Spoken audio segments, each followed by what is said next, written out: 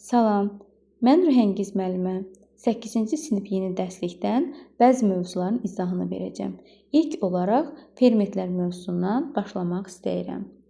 Deməli, izahı verərkən çalışacağam kitab üzərində cümlələri birlikdə analiz edərək izahı verim ki, həm göz yaddaşı ilə yadda qalsın, həm də daha anlaşılıqlı olsun. Deməli, ilk olaraq dediyim kimi fermentlər mövzusunun izahına baxaq. Bu hissədə bəzi qidalar verilib gördüyümüz kimi, düyü, kartof, makaron, çörək kimi bəzi qidalar verilib və bizə sual verilir ki, nə üçün ilkin olaraq onlar ağızda çeynəndiyi zaman biz onların şirin dadını hiss etmirik, amma bir müddət suda həll olduqdan sonra onun şirin dada malik olduğunu görə bilərik. Deməli, biz bilirik ki, karbohidratlar sadə və mürəkkəb karbohidratlara bölünür. Mürəkkəb karbohidratlar sadə karbohidratlarla müqayisədə suda nisbətən çətin həll olur və onların şirin dadı demək olar ki, olmur. Deməli, nişasta suda həll olduqca, hidroliz etdikcə sadə karbohidratlar parçalandığı üçün getdikcə onun şirin dadını hiss etmək mümkündür. Və canlı orqanizmlərin hüceyrəsində biz bilirik ki, fasiləsiz olaraq maddələr mübadiləsi, metabolizm prosesi baş verir və bu zaman bəzi maddələr parçalanır və yeni maddələr əmələ gəlir. Baş verən kimyəvi reaksiyalar zamanı, yəni bu maddələrin parçalanması, yeni maddənin əmələ gəlməsi zamanı biz bilirik ki, çoxlu kimyəvi reaksiyalar baş verir. Bu kimyəvi reaksiyalar zamanı kimyəvi rabitələr qırılır və yeniləri yaranır. Məsələn, misal göstərə bilərik ki, maltozanın hidrolizi zamanı, baxın, əvvəlki mövzularda biz keçmişdik maltozanın hidrolizini. Maltozanın hidrolizi zamanı, yəni üzərinə su gəldikdə 1 mol qlükoza və 1 mol qlükozaya ayrılır. Eyni zamanda qlükoza molekulları kondensləşmə zamanı maltoza və suya çevrilmişdir. Görürsünüz, burada yeni maddələr əmələ gəlir və eyni zamanda bu maddələr parçalana bilir. Kimyəvi rabitələr yaranır və yenidən qırıla bilir. Və maltozanın hidrolizində əvvəlcə 2 qlükoza molekulu arasındakı rabitə qırılır, sonra isə hidrogen kationu və hidroksil qrupu, yəni OH anionu hər bir qlükoza molekuluna əlavə olunaraq yeni rabitə əmələ gəlməsinə səbəb olur. Bu mərhələdə isə rabitələrin qırılması üçün mütləq xarici enerji tələb olunur və bu enerji istilik şəklində mühitdən udulur. Reaksiyanın başlaması, davam etməsi üçün tələb olunan bu enerji aktivləşmə enerjisi adlanır. Deməli, aktivləşmə enerjisi nədir desək, deyərik ki, reaksiyanın başlaması və davam etməsi üçün tələb olunan enerjidir. Və beləliklə yeni rabitələr yaranır. Bu proses zamanı isə enerji sərbəst buraxılır. Aktivləşmə enerjisi kimyəvi reaksiyanın baş verməsi üçün tələb olunan minimum enerjidir. Və canlı orqanizmdə maddələr mübadiləsi zamanı aktivləşmə enerjisi bioloji katalizator funksiyasını yerinə yetirən zuallardan, fermentlərdən istifadə etməklə əldə edilə bilər. Ümumiyyətlə, burada bir şey yadımızda saxlamalıyıq ki, fermentlər biz bilirik ki, bioloji cəhətdən katalizator funksiyasını yerinə yetirən zuallardır. Fermentlərin hamısı zulaldır, ancaq zulalların hamısı ferment deyil. Və bunlar katalizator kimi reaksiyaya girərək adətən reaksiyanı sürətləndirirlər və reaksiya başa çatdıqdan sonra isə heç bir kimyəvi dəyişikliyə məruz qalmayan maddələr olurlar. Fermentlər aktivləşmə enerjisini azaldırlar və biokimyəvi reaksiyalara məruz qalacaq molekulları aktivləşdirirlər. Yəni, bunu necə başa salaq? Deyək ki, məsələn, biz 400 manata olan bir məhsulu endirim nəticəsində 200 manata qədər, yəni endirimlə əldə edə bilərik. Həmin bu endirimi yaradan, belə deyək ki, bizə aktivləşmə enerjisi bu qədərdir. Onu bu qədərə salmaq üçün fermentdən istifadə olunur. Yəni, həmin o endirimə səbəb olan fermentdir. Hüceyrədə aktivləşmə enerjisini azaldır və nəticədə reaksiyaya daxil olan maddələrin, molekullarını aktivləşdirir və reaksiyanın aşağı enerji səviyyəsində başlamasına imkan verir. Və fermentin kataliz etdiyi reaksiyada molekullar reaksiyaya girərsə, onlara substrat deyirlər. Yəni kimyada biz başlanğıc maddələr dediyimiz maddələrə biz substrat anlayışı deyirik. Substrat anlayışı yəni veririk. Reaksiya zamanı əmələ gələn məhsullara isə məhsul molekulları deyilir. Və fermentlərdən təkrar-təkrar istifadə edilə bilər. Buna görə də hüceyrələrdə onların miqdarı az miqdarda olur və onlar getdikcə təkrar-təkrar istifadə olunurlar. Yerinə yetirdiyi funksiyadan asılı olaraq fərqli hüceyrə növləri müxtəlif növdə, müxtəlif miqdarda ferment sintez eləyə bilər. Bunu necə misal göstərə bilərik? Məsələn, ağız suyunun tərkibində olan fermentlər, deyək ki, amilaza, digər adı pitialindir, sonra maltaza. Bunlar karbohidratlara təsir göstərir və onlar müxtəlif miqdarda da ferment sintez edə bilirlər. Və yaxud da ki, belə deyək, mədədə pepsin fermenti var ki, bu zülallara təsir eləyir. Sonra lipaza fermenti yağlara təsir eləyir. Bu hansı ki, bağırsaqlarda olur. Yəni müxtəlif orqanlar tərəfindən, müxtəlif hüceyrələr tərəfindən sintez olunur, özü də müxtəlif miqdarda sintez olunur və eyni zamanda onların təsir etdiyi substratlar isə spesifik olur. Yəni müxtəlif substratlara təsir göstərir. Bu sözü də deyə bilərik. Gəlin baxaq bu şəklin təhlilinə. Bu nə deməkdir?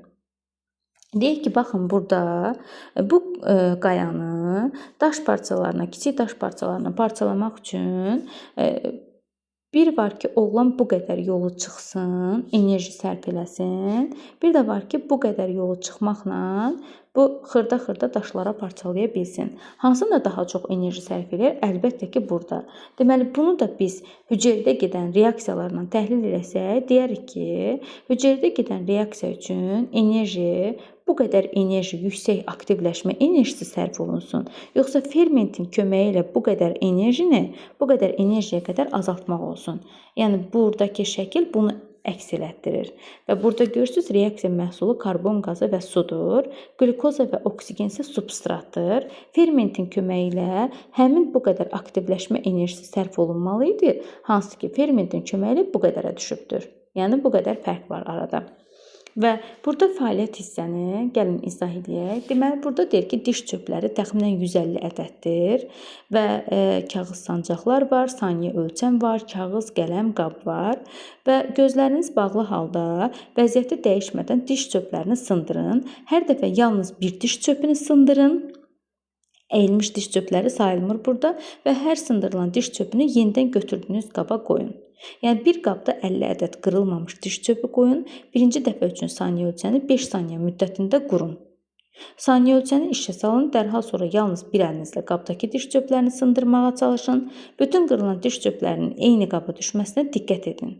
Deməli, bunu sona qədər oxumuram, yəni zamandan getməsin. Sadəcə olaraq bunu demək olar ki, burada əl fermenti, qırılmamış diş çöpləri substratı, sındırılmış diş çöpləri isə reaksiya məhsulunu əks elətdirir. Əlin sürəti fermentin aktivliyidir və yaxud da ki, sürəti ilə bərabər tutulur.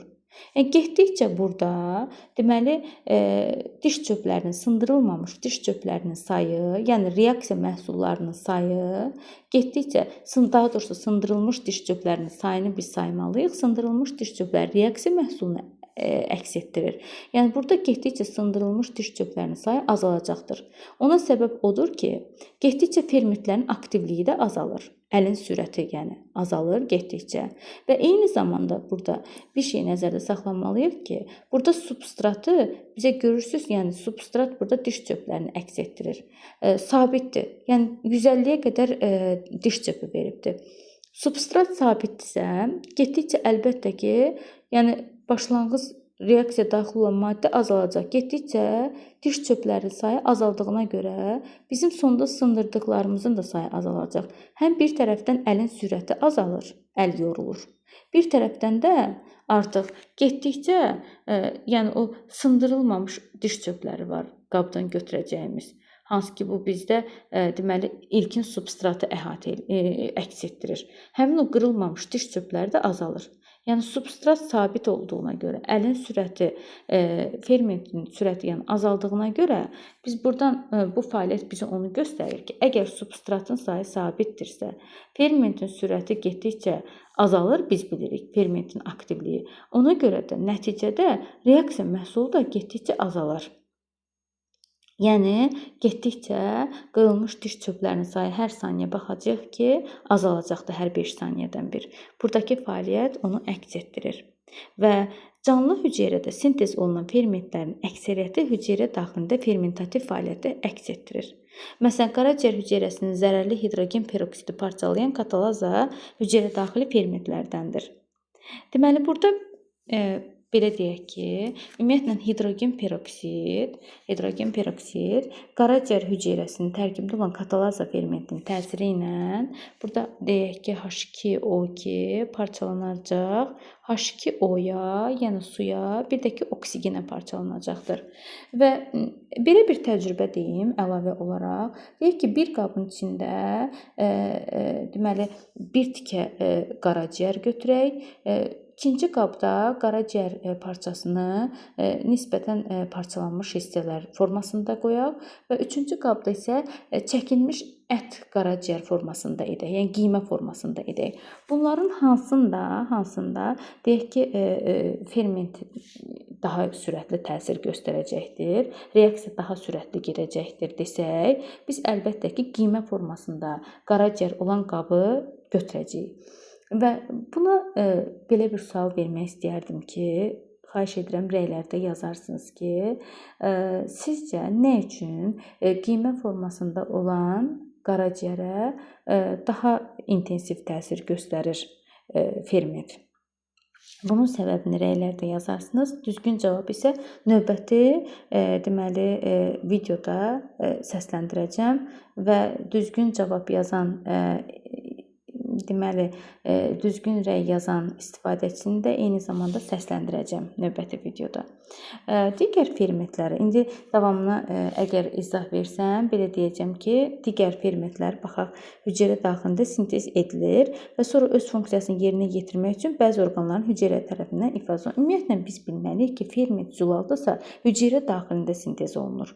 Ancaq hüceyrə xaricində də ifraz oluna bilər. Məsələn, ağız suyunun tərkibində olan amilaza fermenti hüceyrə daxilində sintez olunsa da, hüceyrə xaricində sintez olunur. Çünki ağız boşluğunda karbohidrata təsir göstərir. Eyni zamanda mədə fermentləri mədədə, bu hüceyrə xaricidir artıq. Bağırsaq fermentləri bağırsaqda təsir edir. Hüceyrənin daxilində təsir etmir bu fermentlər. Hüceyrənin xaricində, yəni deyək ki, ağız boşluğu artıq hüceyrə xarici hesab olunur. Və fermentlərdə bir anlayış var, açar qıfıl anlayışı. Çünki fermentin, baxın, bu hissə fəal mərkəzidir. Amilaza molekulunun fəal mərkəzi bu hissəsidir. Və burada isə nişasta molekulunun bir hissəsidir. Bu başlanğıc maddə substrat hesab olunur.